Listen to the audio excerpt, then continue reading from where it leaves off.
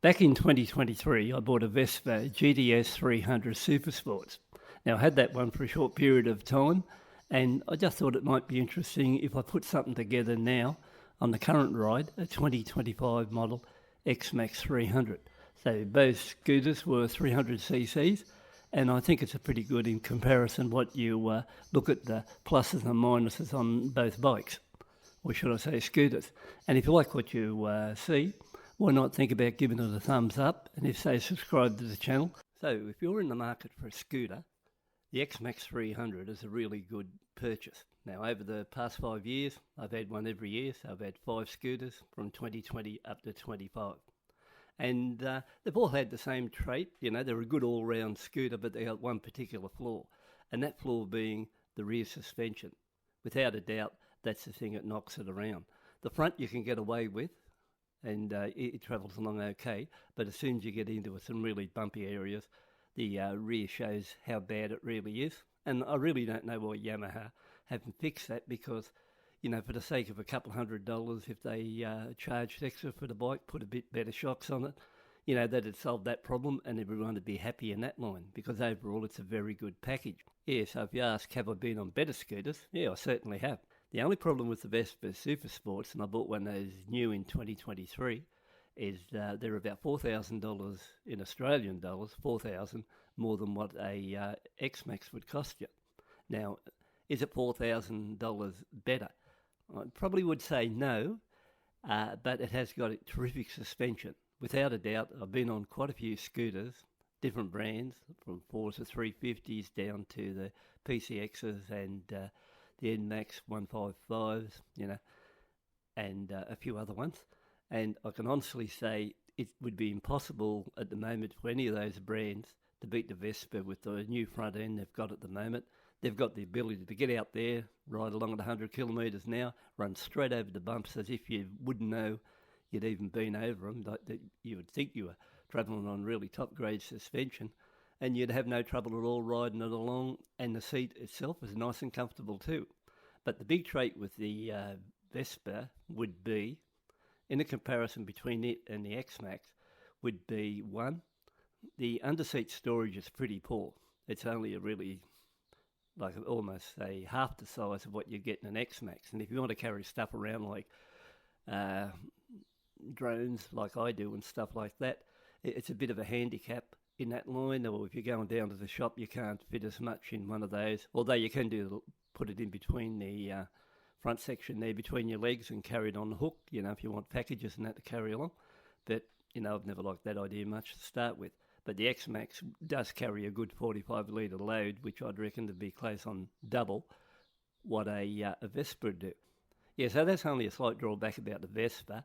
It's got, say, half the carrying capacity under the seat. But more importantly, what I found when I had it, it's sort of heated up under the luggage or the cargo area there, and all the stuff you put in there got very warm to hot. And that was only in around about 25-degree heat. Doesn't happen really in the Xmax, so it beats it there too.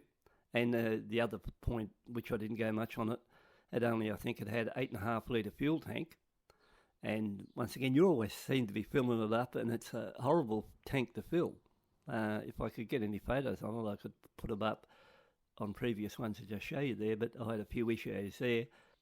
Yeah, so when you're taking off down along the road, first off, you notice it does sort of wobble a bit, and the balance, I don't think on one of those is quite as good as what's an Xmax. So overall, you know, if you're buying a Vespa and you can put up with those few items I mentioned, you'd be really happy with the purchase of, because they really sing along, and, you know, they're a good little scooter.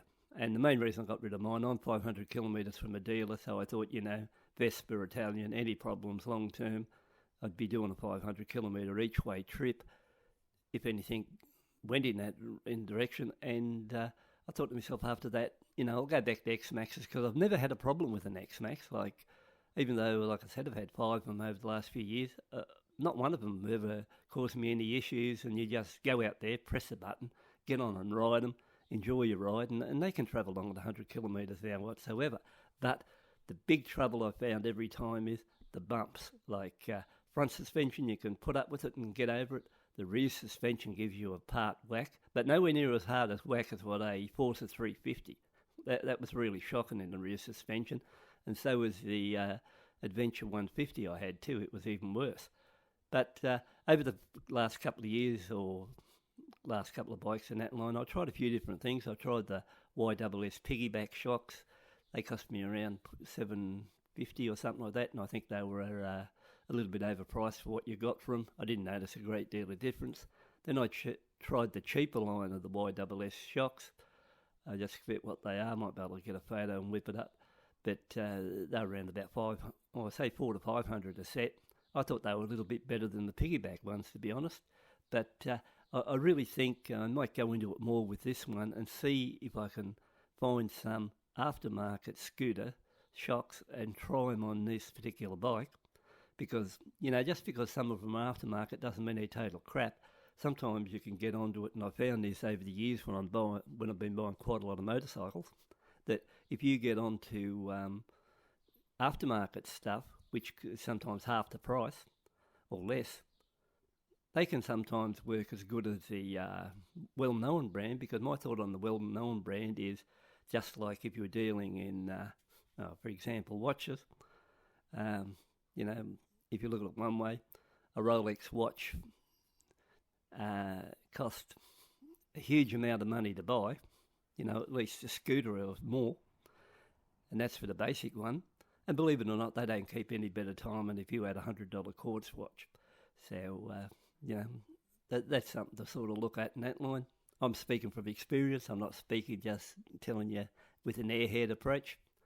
I've had heaps of Rolexes, and believe me, they are overpriced and not as good as what you actually think about it. And besides, I've still got a few of them, so it doesn't matter.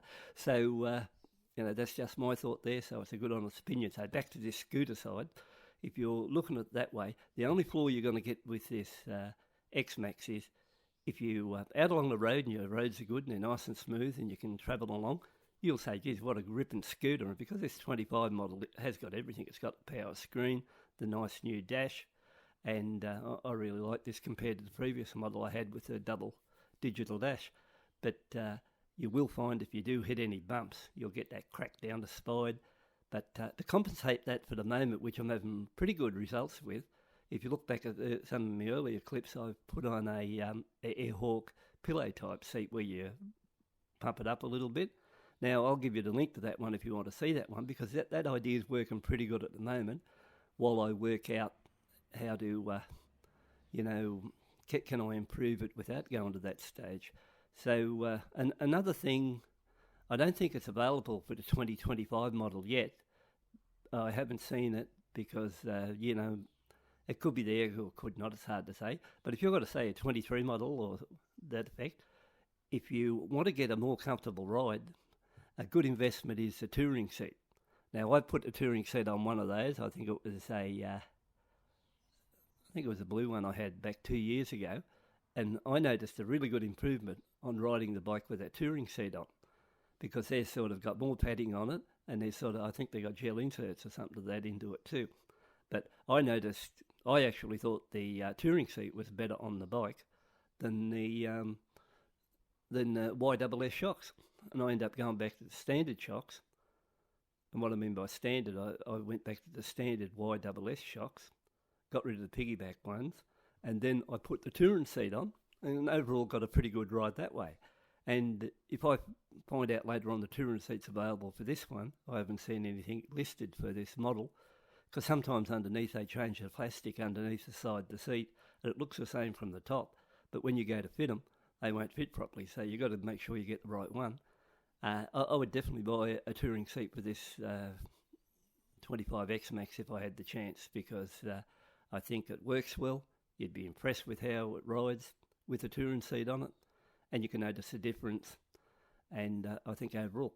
But at this stage, that's the only real flaw I could say is with the Xmaxes. They got really crappy suspension at the rear, and the only way you can do that is hunt down different sorts of shocks. And like I said, if you go near the bigger brand ones, sure, you pay a bigger price, but you don't get bigger results. That's what I've found out.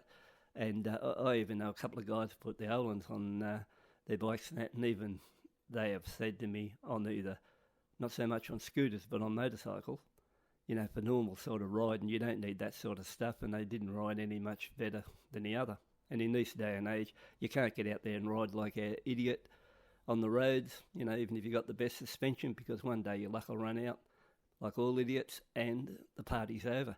So, all you want really on one of these scooters is a really comfortable ride, or a little bit better than what thing, and it's just a shame Yamaha didn't go to the trouble and put on better shocks and make everybody happy. And like I said, if they would have said 200, 500 and you got a really good set of shocks and it was comfortable, I wouldn't hesitate to pay it, because it's buying a bike's one thing, being happy with everything after that is another. But overall, this Xmax my thought is the pick of the scooters in the 300cc ones. And I think if you're in the market and you're out there looking for one, and you can live with what I've said about the suspension-wise, and it might not even worry you, it depends on your road conditions where you live, I think overall you'd be very happy with this bike. And if you like what I've told you at the moment, by all means sub to the channel, because there's more coming on this scooter. Give it a like, and I'll catch up with you on the next clip, and cheers for now.